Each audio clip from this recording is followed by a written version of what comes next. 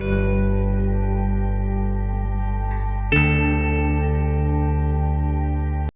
everyone, welcome to Glorious IAS Academy.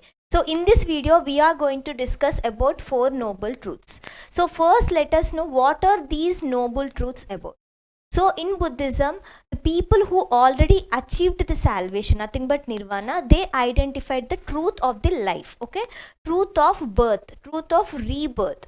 Okay, so in that way they gave the 4 noble truths. What are they? First one is dukkha, samudaya, nirodha and ashtanga marga.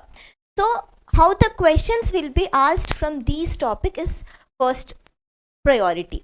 So the questions can be asked mostly in preliminary examination directly. They can ask the term samudaya refers to what, or else they can give a statement where they will ask you to find out whether it is true or wrong. So let us know what is dukkha first.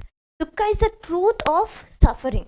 So in Buddhism they identified that suffering exists in the world. Okay, suffering doesn't mean here the negative aspect. Instead they are saying that a person's innocence, a person ignorance and too much of desires means like worldly pleasures, like destroying someone and having the luxurious life, all these things will lead to the suffering.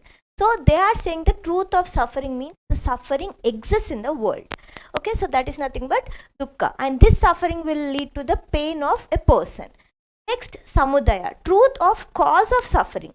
So here they identified what are the causes for this particular pain in one's life. So what as I said, nothing but ignorance and desires, like worldly pleasures, leading luxurious life and speaking of false things. All this refers to the causes of the suffering.